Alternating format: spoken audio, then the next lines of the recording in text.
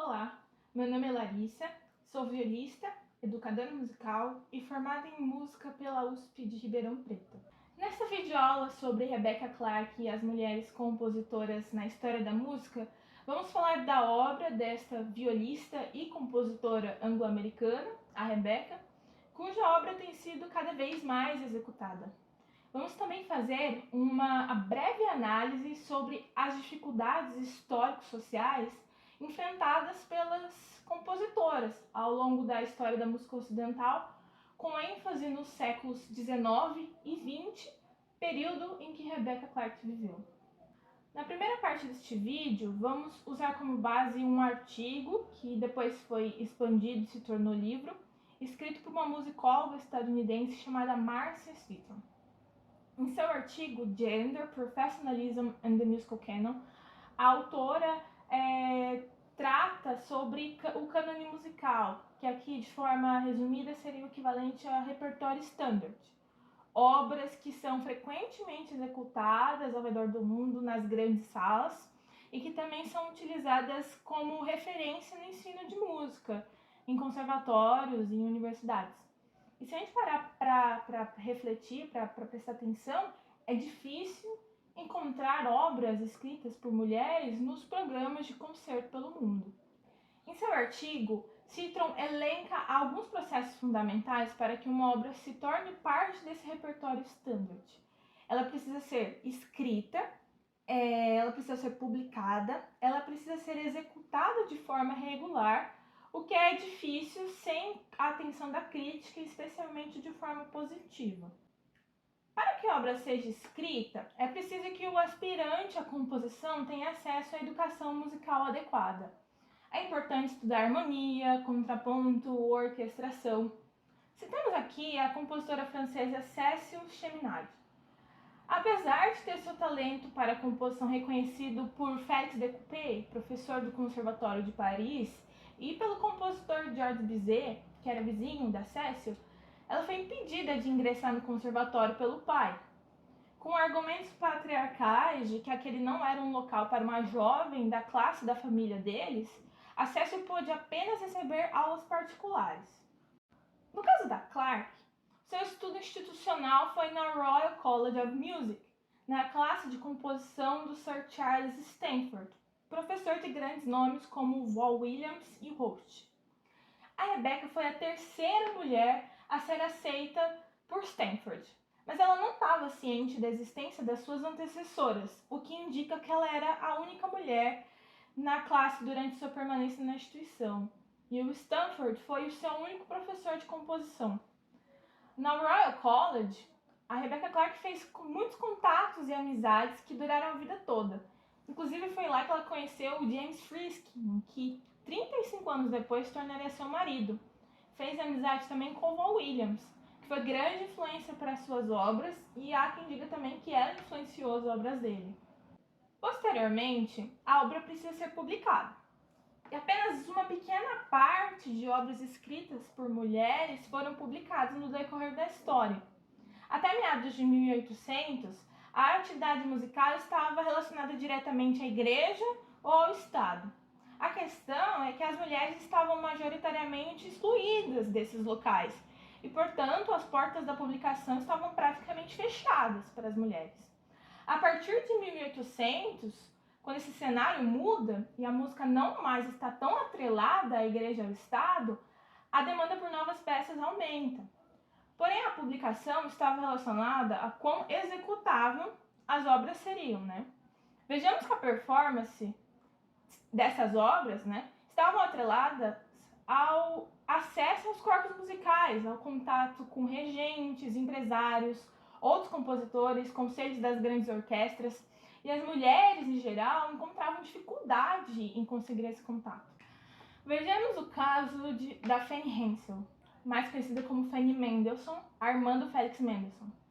Ambos os irmãos demonstraram talento para a composição ainda jovens, mas enquanto o Félix pôde viajar pela Europa e construir a sua carreira, fazer contatos, a Fanny foi obrigada pelo pai a se casar. A performance das obras da Fanny estava então restrita ao seu ambiente familiar. Poucas foram as execuções públicas e, consequentemente, poucas foram as obras publicadas. A dicotomia dos irmãos Mendelssohn ilustra também outra desvantagem para as mulheres. Elas não eram contratadas como regentes. O Félix pôde revisar suas obras orquestrais enquanto regia e executá-las regularmente. E esse processo de revisão era importante para que as obras fossem aperfeiçoadas antes de serem publicadas. Algumas das obras da Fanny foram publicadas sob o nome do irmão, que é um fenômeno comum também na literatura, né? Muitas vezes mulheres utilizam nomes neutros ou masculinos para fugir desse preconceito de gênero, como o caso da George Sand e George Eliot. A Ethel Smith, por exemplo, na composição, assinava de forma neutra, E.M. Smith. A Edith Borough, que é uma compositora e musicóloga estadunidense, relatava que as composições que ela enviava para publicação com seu nome verdadeiro eram negadas e as que ela enviava com pseudônimo masculino eram aceitas. Falando um pouco ainda sobre a questão da regência, uma das primeiras grandes regentes mulheres foi Nadia Boulanger, irmã da Lili Boulanger, que foi a primeira mulher a ganhar o Prix de Roma, que é um importante prêmio de composição. Após a morte prematura da Lili, a Nadia dedicou-se a propagar as obras da irmã e ao ensino musical. A Nadia foi diretora do Conservatório de Paris e professora de composição de grandes nomes, como Piazzolla, Claudio Santoro, Camargo Guarnieri, Bernstein, Almeida Prado. A Nadia Boulanger foi a primeira mulher a reger grandes orquestras como a Royal Philharmonic Orchestra em 1937 e a New York Philharmonic em 1939. Vejamos a questão da publicação na trajetória da Rebecca Clark. As suas primeiras obras publicadas foram as canções Two Songs, Shy One and the Cloth of Heavens, escritas em 1912, mas publicadas apenas em 1920. A primeira pessoa a publicar uma obra dela foi o Winthrop Rogers, marido da Mary Rogers, amiga da Elizabeth Coolidge, amiga da Rebecca Clark, e a Elizabeth Coolidge também foi uma grande patrocinadora da música. As canções foram publicadas após a visibilidade que a Clark alcançou depois da competição que a Coolidge patrocinou em 1919. Contudo, foram poucas as obras da Rebecca que chegaram a ser publicadas e, posteriormente, elas estavam sempre esgotadas nas editoras. Algumas estavam disponíveis em bibliotecas públicas, outras a própria Rebecca Clark emprestava suas cópias para as pessoas tirar xerox, mas elas não estavam em circulação no mercado musical. Os intérpretes que queriam tocá-las precisavam se esforçar um pouco para conseguir ter acesso. E ainda hoje, algumas obras permanecem não publicadas. Outro ponto para refletir é que a Clark nunca regeu uma orquestra, uma experiência considerada muito importante pelos seus colegas de composição. E as suas obras são todas escritas para música de câmara, voz e piano, viola e piano ou algumas outras formações, incluindo violino, violoncelo e clarinete. Essas são formações nas quais a própria Rebecca poderia tocar. Ela era violista e também tocava violino às vezes, e ela fazia parte de alguns grupos de câmara, como a gente vai ver daqui a pouco. Logo após as competições da College, em que a Rebecca empatou, em 1919 e 1921, nas duas ela empatou em primeiro lugar, as obras dela foram bastante executadas. Mas com o passar do tempo, com a dificuldade no acesso por causa delas estarem esgotadas na publicação, nas editoras, essas obras foram gradativamente deixando de ser tocadas. Foi apenas quando a obra da Rebecca foi redescoberta em 1976 que as obras foram gradativamente voltando a ser executadas, a fazer parte dos programas. A gente vai ver um pouco melhor sobre esse redescobrimento em breve. No que se trata de crítica musical, dentre as obras que conseguiram alcançar a publicação e as execuções públicas, as mulheres eram criticadas se escreviam de forma muito feminina ou se escreviam de forma muito masculina. Em uma crítica publicada em 1889, o Concerto para Piano da Cecil Chaminade foi criticado por ser muito forte e viril. Vejamos algumas críticas recebidas por Clark. Traduzindo do inglês, uma crítica diz que ela é equivalente a muitos jovens compositores. Numa crítica de 1921, diz que o concerto das composições da Rebecca deixaram o crítico com a impressão de um vigor masculino. Em um outro diz que as mulheres geralmente escrevem canções mais ou menos bem, mas que a Rebecca Clark vai além disso, que as composições instrumentais dela são cheias de poesia e de expressão, de real técnica e de controle intelectual. Essa crítica é de 1925 também. Então, comparações com homens e expressões como vigor masculino, virilidade, são muito presentes nas críticas feitas às obras da Clark e ilustram as questões de gênero presentes durante sua carreira. Quando a sua sonata empatou em primeiro lugar com a sonata do Ernest Bloch, era uma competição para sonatas para viola, a crítica chegou a publicar que Rebecca Clark era na verdade um pseudônimo do Ernest Bloch, e chegaram ainda a alegar que não existia uma pessoa com esse nome, que não existia Rebecca Clark.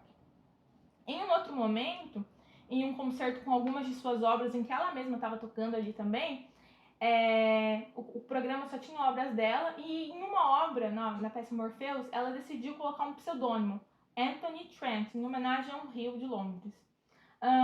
Ela conta numa entrevista à rádio que a obra assinada com o pseudônimo Anthony Trent recebeu mais atenção das pessoas que tinham ido assistir do que as outras obras, mesmo a Morpheus não sendo a peça mais interessante do programa, como ela mesma disse.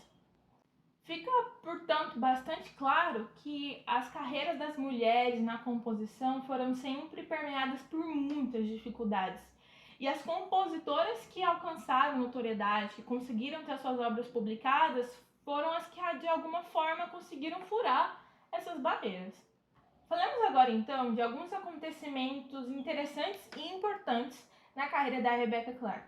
Em 1912, ela foi uma das primeiras 6 mulheres, 4 violinistas e 2 violistas, contratadas por Sir Henry Wood, regente da Queen's Hall Orchestra.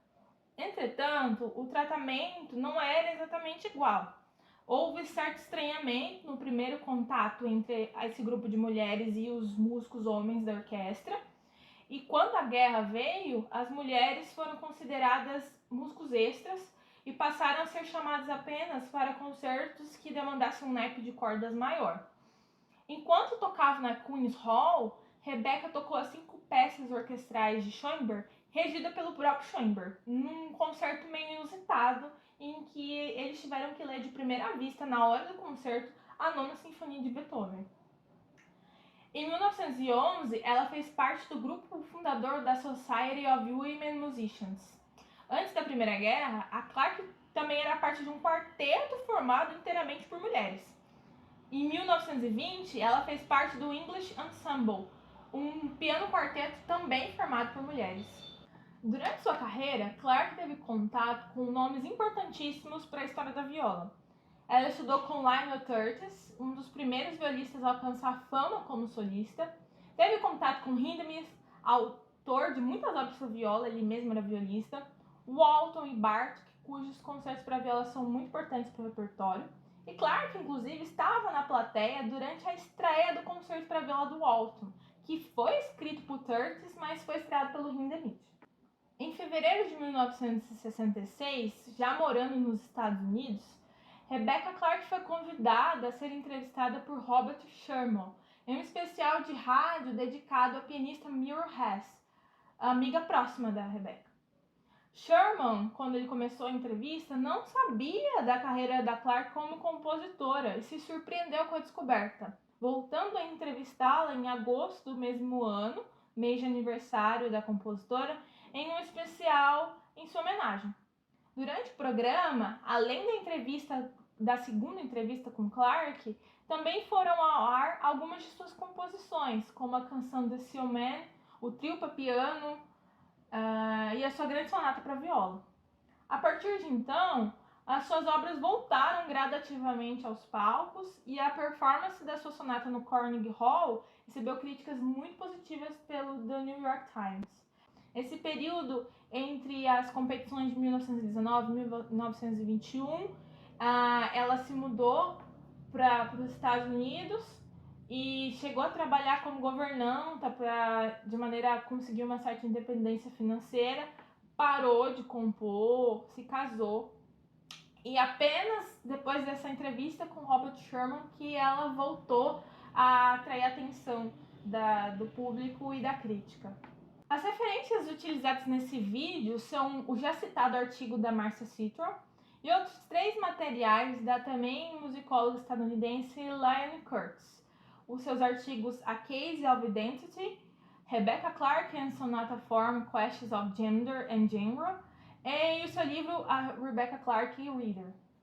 Esse livro majoritariamente está disponível no Google Books. Eu vou deixar esses materiais na descrição desse vídeo, bem como algumas playlists com obras da Rebecca Clark e de outras compositoras, seja para viola ou para canto ou para outras formações de orquestra, grupo de câmara. Recomendo também a leitura do livro Um Teto Todo Seu, da Virginia Woolf, que inclusive chegou a se encontrar com a Rebecca Clark em vida. Obrigada por assistir esse vídeo. Se você não conhecia a obra da Rebecca Clark, espero que tenha despertado em você a vontade de ouvir as obras dela, de conhecer melhor. Se você já conhecia, deixa aqui nos comentários se você descobriu algo que achou muito interessante ou se você tem algo que quer compartilhar sobre ela que não foi falado aqui nesse vídeo. E vida longa às compositoras e que as suas obras sejam cada vez mais divulgadas e executadas pelo mundo.